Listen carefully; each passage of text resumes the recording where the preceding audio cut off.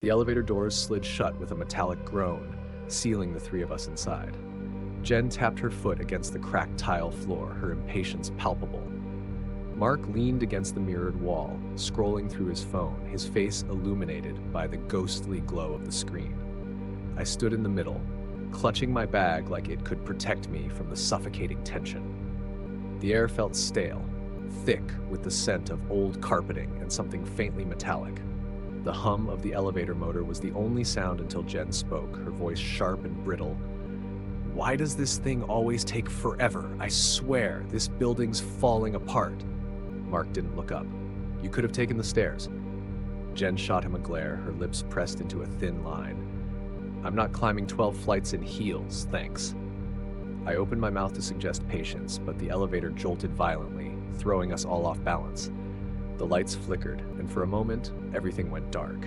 When the dim emergency light sputtered on, Jen's breath hitched. "What the hell was that?" Mark shoved his phone into his pocket, his usual smirk replaced by a frown. "Probably just a power surge. Chill out." But the elevator didn't move. The hum of the motor was gone, replaced by an eerie, mechanical silence. I pressed the emergency button, the metallic click echoing unnaturally loud in the confined space. Nothing happened. No reassuring voice, no buzz of acknowledgement, just silence. "Great," Jen muttered, crossing her arms. "We're stuck. Perfect." Mark exhaled sharply, pacing the tiny space. "It's fine. Someone will notice eventually." But his tone was too casual, his movements too restless. I could feel it too, that strange oppressive weight in the air, like we weren't alone. And then, the mirror. My stomach dropped as I saw it, just for a second. A shadow, darting behind Mark's reflection. "Did you see that?" I whispered, my voice trembling. Jen turned to me, her eyes narrowing. "See what?" "In the mirror," I said, pointing. Something moved. Mark laughed, but it was hollow. "Probably your own reflection. Calm down." "I know what I saw," I snapped, the quiver in my voice betraying my attempt at confidence. The three of us stared at the mirror now, our reflections pale and distorted under the emergency light. And then it happened again. A flicker, a ripple, something just behind us, too fast to catch. Jen gasped, clutching my arm. "Okay, that wasn't just me, right?" Mark's jaw tightened. He stepped closer to the mirror, his hand hovering near the glass. "It's probably some kind of optical illusion," he muttered, but his voice cracked on the last word. "Don't touch it," I blurted, my pulse racing. But he didn't listen. His fingers brushed the surface, and the glass rippled like water disturbed by a stone. We all froze. Mark staggered back, his face pale. "What the?" Before he could finish, a hand shot out from the mirror. Black, clawed, and impossibly long, it grabbed his wrist with inhuman strength.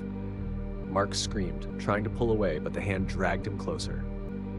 "Help me," he yelled, his voice raw with panic. Jen and I lunged for him, grabbing his other arm.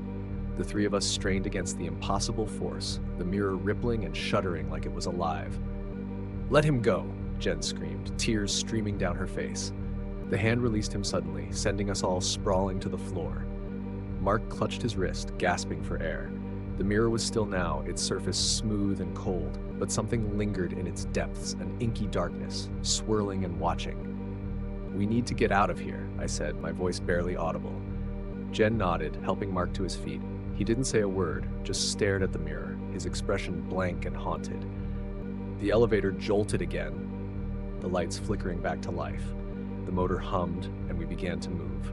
When the doors finally opened, we stumbled out into the hallway, gasping for fresh air. None of us looked back at the elevator or the mirror. Mark broke the silence, his voice hollow. "Did you feel it?" Jen and I turned to him, our hearts still pounding. "That thing," he whispered. "It wasn't just pulling me, it wanted me." None of us answered. We didn't need to. The silence that followed said everything.